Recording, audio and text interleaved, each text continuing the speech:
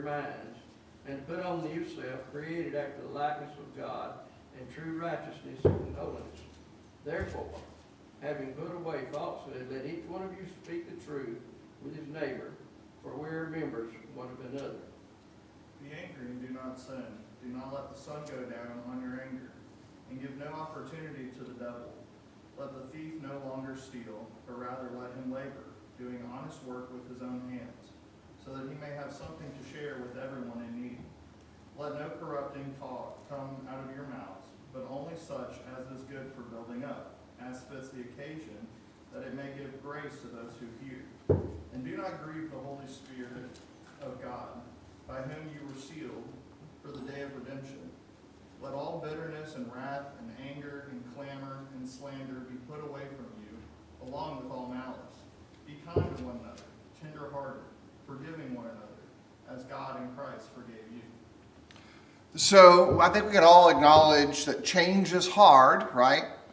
And with that attitude of change being sometimes limited to failure, I made a bad decision, I made a bad choice, I made bad outcomes, and people told me not to do the thing, and I did the thing.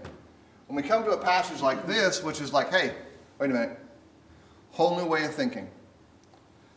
What you need to understand that change is actually transformation, and Paul uses an image that's really easy, equivalent to changing your entire outfit. Changing everything. So how many of you, this is the connector that put these pieces together, when you come home, have some sort of Mr. Rogers ritual for when you get to the house?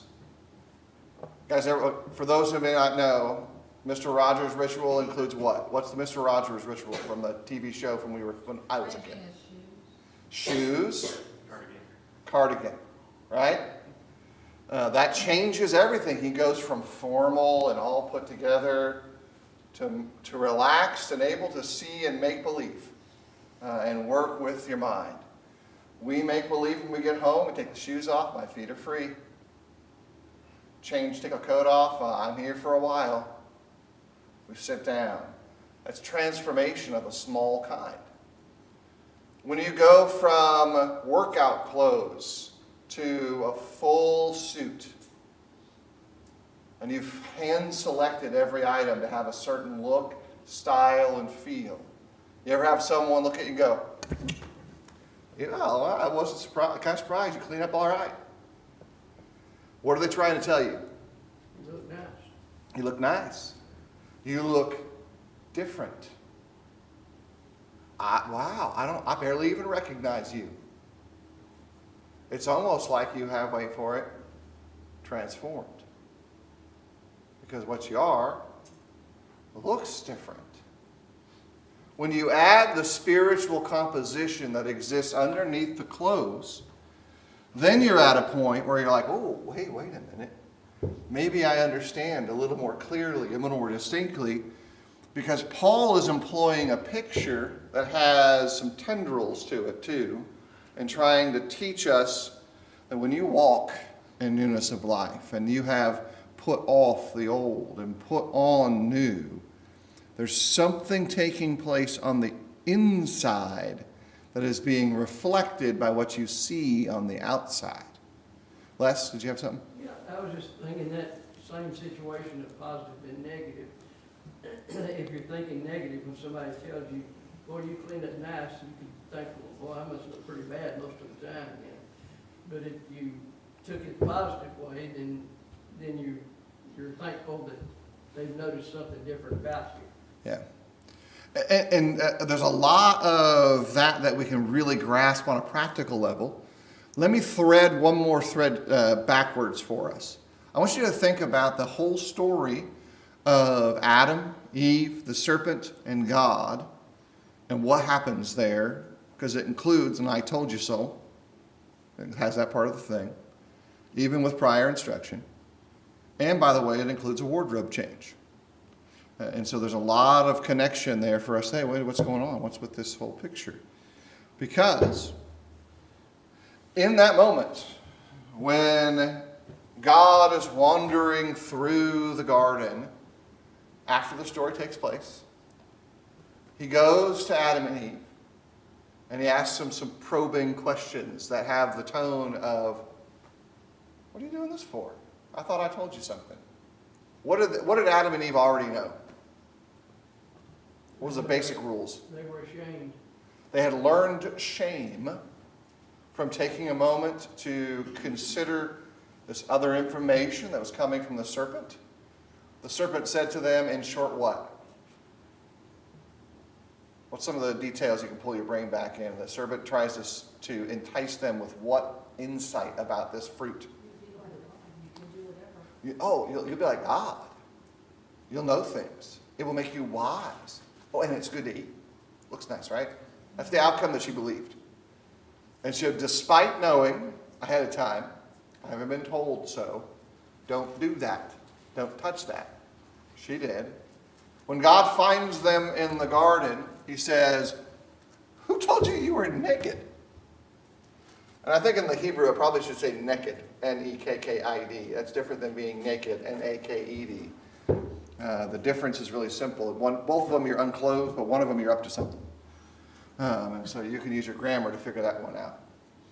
They were up to something, and they were still now wearing some clothes, but they were still naked. Their shame of their folly had been exposed, and God had now told them so twice, before and after. And that shrunk their confidence and their ego back into a spot that really was more beneficial to them spiritually, but I'm certain it was a hard pill to swallow. Curses come after that. A lot more comes after that. And that's similar to what's going here, but it's going in the positive direction. I've told you that you can be transformed. I've told you that you are transformed. Now you need to walk as someone who is transformed. What allowed Adam and Eve to stand before God after their sin, even though in a short period of time? A couple things take place that change their circumstance. What does God do for them? He made clothes. It's a regular theme in the Bible. A great easy one is Genesis 3, Revelation 3, that God will cover us to be in his presence. He will protect us to be in his presence. And then here in Ephesians 4, we are clothed new to once again be able to be in God's presence as well. And so there's a great perspective here that's making contrasts and plays, all looking to, hey, I've told you that you can now be righteous. You can now be holy. You can now walk in goodness. You don't have to walk in darkness anymore. And the contextual application of it is, do not walk as the Gentiles do. It's a powerful play, especially when you ask this question. Is the church at Ephesus all Hebrews who are now Christians? It's mixed. It's a mixed church. Mixed ethnically, mixed religiously in its history, mixed socially and economically by all those standards. And so he's saying, don't walk like the Gentiles, and implying everybody that's present in that body is now different than that. You're all samed up, if you will. The emphasis there is identifying that way of life is empty, or some translations will say futile or futility, like I've got here in the ESV. There's a darkened level of understanding. There's a shadow over your knowledge. That's another key back to the serpent talking to Eve and telling her extra information that shifts her perspective away from the light that God presented. And now they're alienated from God because of the behavior that they're engaging in. Hearts are hard or desensitized. The real point that I think is valuable here is to catch that what this is a symptom telling you where the disease is. The heart is causing these symptoms. And Paul is saying your heart should and can be transformed so the symptoms don't manifest anymore. So you don't walk this way, act this way. Change your heart, behavior follows. And it happens regularly in our life anyway. We're already aware of this process. And so the short version of this might be that the old way of life is a path that leads to or is dead. And the new life is going to be full of abundance and good and healthy and wonderful opportunity. So here's the thing about it. Type question. What are some ways that old walk shows up today in our culture? And I'm thinking that our culture in at least three areas. Our culture as families individually, our culture as the family of God at Eastside, and then our culture broadly as humanity that surrounds us. So you get three areas you can pick from, how close you want to make it to home. Well, how do we see this old way of thinking in the broadest sense in the world today? Well, we see it through people that are still unbelievers and practicing the old ways, and we see the difference between their lifestyle and what our lifestyle has changed to be. Yeah, their heart manifests a symptom of unrighteous behavior, whether it is greed, lust, licentiousness, lasciviousness, big fancy words that means improper sexual attraction, overabundance of desire to have things or people under your power. The classic vices are all representations of that. We go closer. How does it affect families? Christian families most specifically now. Some Christian families do not have the same culture or understanding that we have of God, and they try to pull us away or go with them. There's factionism that comes up. Oh, wait a minute. No, we can't be doing that because we don't do that here. Like you have that attitude, that snuffy down attitude that comes. It could be in realms of the small manifestations of the world in the big picture I showed. They still happen inside families. Do you know a family where one child is absolutely the favorite of the 5 or 7 or 2? Where that absolutely is the favorite, and that's a Christian family?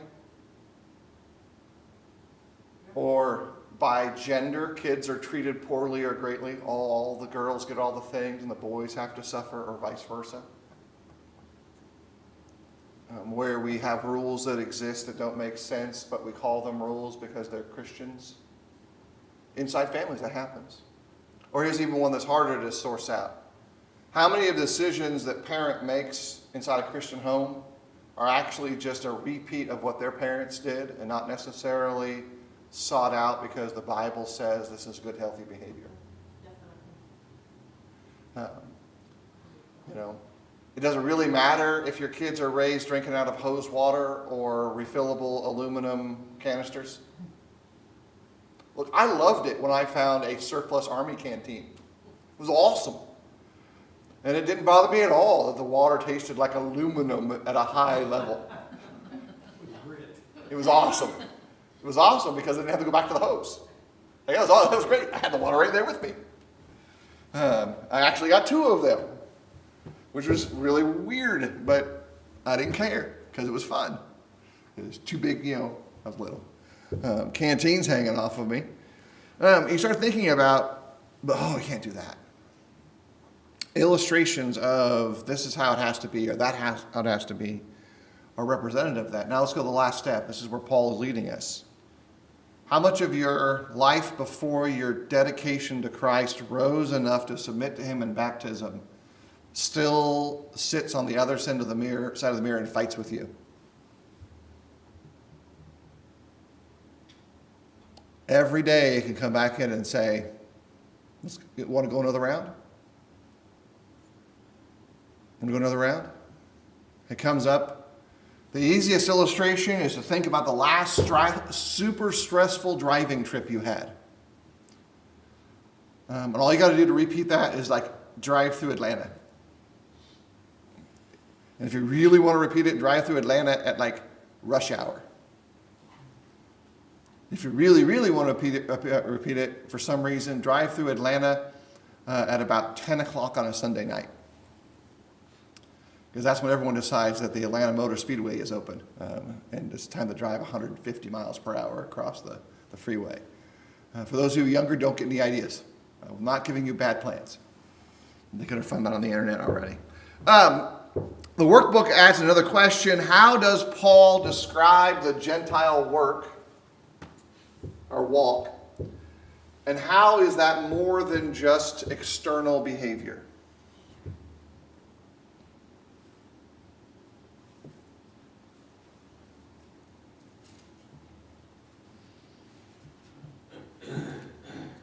What's his fancy descriptive terms?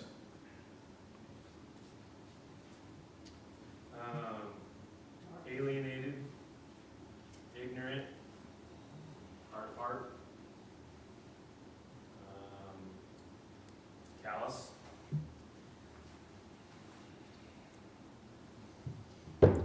They're greedy to practice every act of or kind of impurity.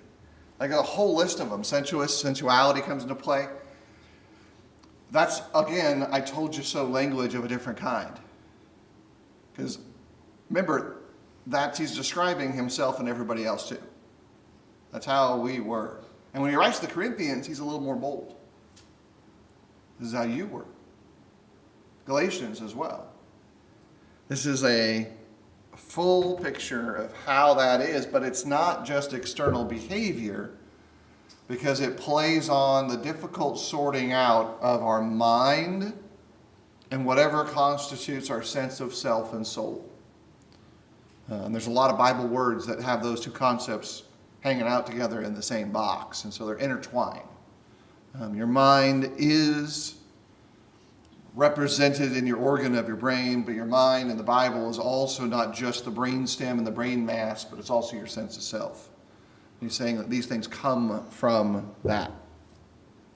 Again, heart and mind issues become behavior issues, and so you're seeing that shift.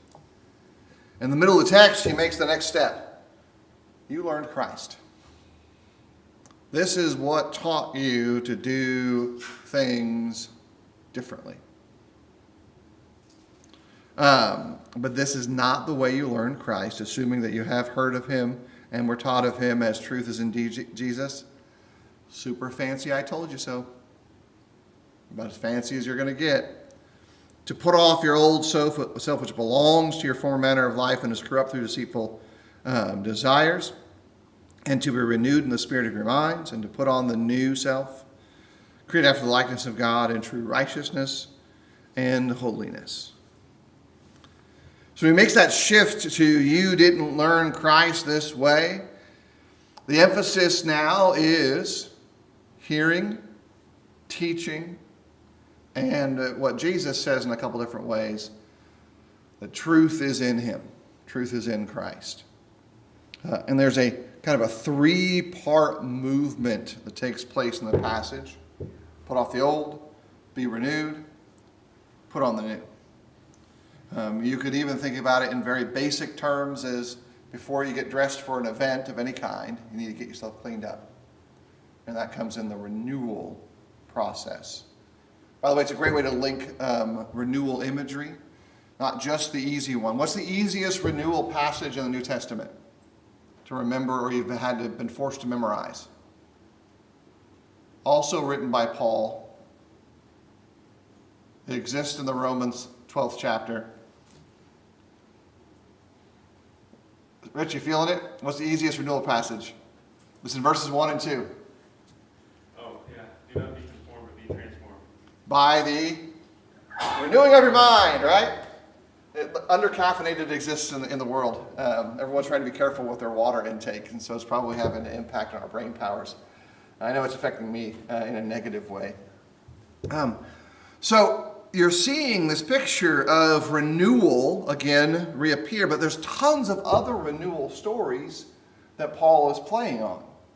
The renewal of Israel, the renewal of the temple, the renewal of the kingdom, the renewal of a heart, the renewal of the prophecies of Isaiah and Ezekiel and Micah, that God is going to bring renewal and bring relief and bring rescue. And you're going to be doing so by putting on a new self, putting on a new identity, putting on a new whole self. Learning Christ then should result in a total transformation in what we desire, think, and live for. Somewhere, I don't know where it is, my family has it, I don't have the physical photo. There is a picture of me probably around age 4 or so, where I am in a fabulous tuxedo. Powder blue, ruffled shirt. I was serving as a ring bearer. I was thinking about more my bear personality. Ring bearer for one of my aunts in their ceremony. And so I probably look fabulous. I can tell you exactly what I was behaving like inside that thing once the ceremony was over. Where's the dirty puddle to go play in? We roll in the mud, because that's much more fun than standing here sweating, holding still. No amount of clothing change is going to change the heart of the 4-year-old into something it wasn't beforehand, even if you could rein it in just a little bit. And so I think it's a good illustration of the way in which our deceitful desires change the way we think. I just have to stay clean, because that's what Mama said, until the ceremony is over. Doesn't matter that maybe this is a rental. Doesn't matter that I have white dress shoes on, and I did. They were no longer white afterwards. There's photos of that, I think, too. Our behavior is the same thing. We equivocate and justify. Oh, I just got to do this in order to get that. If I sell off enough for this, I can get that. Much in the same way that Eve saw deceit play out for her. In verses 22 and 23 and 24, there are 3 basic instructions. We've kind of identified them already, but how exactly then do they produce real change? It has to start with the heart. If you think back in our text here and you start paying attention to it, heart has to make the thing motivate. Put off your old self. You have to let it go. You have to accept the fact that old self is effectively, and Paul used his language in this regard, dead to you. You can't go back and interact again with how you were. Then be renewed. Then put on the new self. How often do we get that out of order? On spiritual terms. I've been renewed. No change. But I'm going to put on a new self. Fritz and I started working on my yard and started doing some work. I got some landscape changes that I want to make, and I'd really love to start topping the soil and get the lawn nice and level. And we did that Saturday all the way up to Sunday morning. What do you think our shared attire and clothing, and how would we look? We look really clean. We've been working in the mud and dirt for 36 hours, if we were still yet awake. Would it be all right if we put our suits on and just came to church like that? Well, you're at church, right? That's pretty good. What do you think our spouses would think about our choices? Lori's like, no comment. Like, we couldn't take a shower? You couldn't hose off first? Did you see the floorboard? When we were in the cone of shame, we were in the van. What's the problem? Well, now you're in the building. You brought all that in with you. Look at your shoe marks. I'm putting Rich and I on the spot because I can. Mostly me. He's just along for the ride. That is an incidence of getting things out of order. Spiritually, we do the same thing. We go back to our old selves, or we don't even change it, and we try to dress it up in new clothes and act like everything is the change. Everything's new now because I've dressed it differently, or my speech is more eloquent. No, I think it's good to keep that in mind because it's like here are the 3 steps you need to do in this order, and they're all action oriented. So these are not passive activities. These are Yeah, they're all action that leads to submission and change. Active submission is a large chunk of discipleship to Jesus. It's like, okay, not your will but mine. Remember, that's Jesus speaking to God. And when we speak to Jesus, when we speak to God by our behavior, we're saying the same thing. Not your will but mine. Not your will but mine. And that precipitates each of these steps because we're looking to put off and put on. Les? We do need to keep in mind that some of this still takes time as we grow spiritually. It's to start with, and even on later on. Sometimes it's easy to slip back, but we have a way to get back to where we need to be. We need to keep that in mind. Just as soon as we come up out of that water baptism, our heart is totally mature, and we're just automatically changed our lifestyle completely. It's something we have to grow at and work at. Yeah, absolutely. We have a broken sense of perfection that we're trying to see in ourselves and in others. That when you come out of the baptistry, you're perfect. Guess what? You're washed. You're bathed. You got a lot of putting on to do. And that's a process. And that means you're going to do all the things that humanity does while they grow.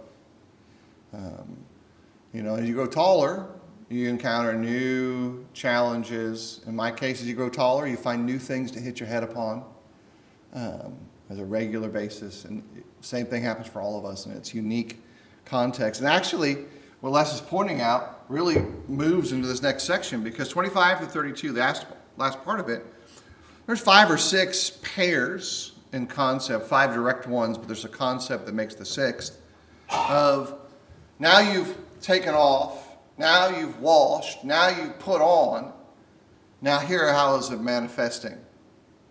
This is that growth process. Falsehood, now you speak truth. Sinful anger turns into righteous self-control. You ever tell someone that they need to calm down or relax and they just magically do so?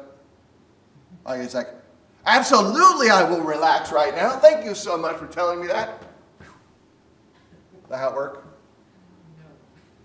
Pretty much guaranteed to have the opposite outcome. If you tell someone to relax, you've now become part of the problem.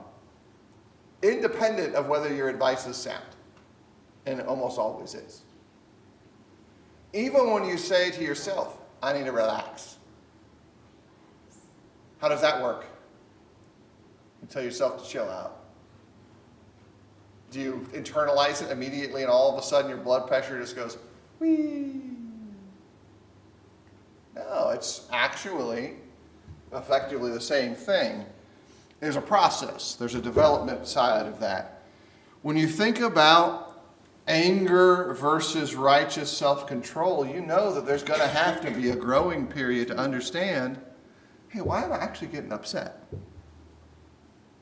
Why does this thing bother me? What is it that God has given me that might help me better understand why this is not really a thing? Not really an actual actionable problem, as I might think that it is. Or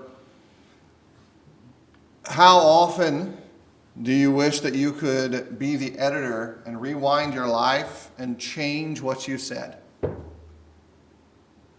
That's a constant thing. Can I reframe that again? Can I say it a third time? realize that when you decide that you're trying to change the way you talk, I will tell you that the first level of growth is getting, for a lot of folks, is getting profanity out of their speech.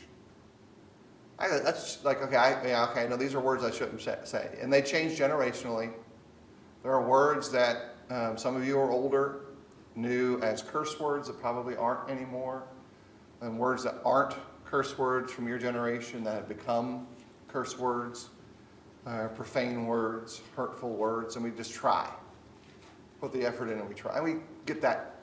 But the actual import of the Bible is to say, okay, what needs to change is the intent of your message and how you say it. Or even things that have no profanity. I didn't want to say any of that because I hurt you. We all want to go back and edit it back up. And so you think about corrupt talk that eventually needs to become encouraging speech. That's a challenge. It's one that grace has to come in and fill the space in.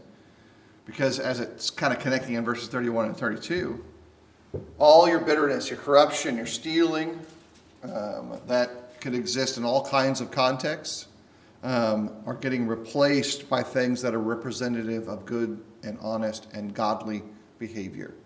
And it's a growth process. Because the Spirit is now grieved when there is not this kind of real harmony. That's the other interplay, the sixth concept. Because remember, a lot of this exhortation in Ephesians isn't so that their behavior be great to the Gentiles. It is actually so that their behavior be great. And especially in their family of God, Christians. Hey, wait a minute. Christians fuss and fight about stuff? Absolutely. The Bible's full of people who are broken who reconcile. And they're not all doctrinal issues. Oh, they're fighting over doctrine, so it's okay. Is it okay to behave badly when you're disagreeing with someone about theological issues, doctrinal issues, Bible issues? Does that mean it's okay to be ungodly? You ever seen people justify it? Try to, or feel like their behavior, oh, yeah, but I was really heated about this subject, and I'm really concerned for their souls. Okay, now I'm concerned for yours. And I'm concerned that that might affect mine. And I think that's as important or more. Because this is a right now problem. You might be dealing with a theoretical problem that we've already both agree is a real problem. But now we've taken one and made it 2 or 3. That's a real hard thing to grow through, and it takes time. And the logic underneath all of this is actually the super simplest of all. As God in Christ forgave you. Like the reason that these things need to be understood well, and you need to also forgive others, and you need to forgive yourself and mature, is just because it's rooted in the forgiveness of God. It's rooted in what He gives to all of us. So then we get the practical final idea that what's taking place in this big shift is a real transformation, not just the I told you so moment, which is sometimes necessary, whether for good or for reconsideration or correction. But the outcome then pushes towards real change because the old self, gone. Transformation happening. But it's looking to the new self. This is more of a thought question. Those pairings that we've talked about that are shown there in the text. I encourage you to sit down and think about which of those hit the most personally for you. You'll find that in life, the answer might change. But once you know that they're very personal, that means that it's something for you to grow through. I got to work on that. I got to understand myself and that better. A reminder then, and this happens a lot when we look at some subjects like this, this is not a list of sins to not do per se. What it is a shaping of perspective that says new creation is possible for you. new change is possible for you. Be aware that that old life is still trying to lie to you and deceive you. And the new self, that's what we're looking for. That's what we're growing towards. Next week, we'll be looking at Ephesians 5, verses 1 through 14. I'll encourage you next week, as we get ready to it, to read through that section of verses a couple of times. It's the best way that you can prepare for a discussion class like this, is to be personally familiar with the passages. But here's some questions you might want to think about. What does it mean for you to walk in love? And how does light really work in the way Paul's talking about it? That's it for our time this morning. We're closing early on with purpose to allow some extra space between our class and worship time. But I appreciate your presence here.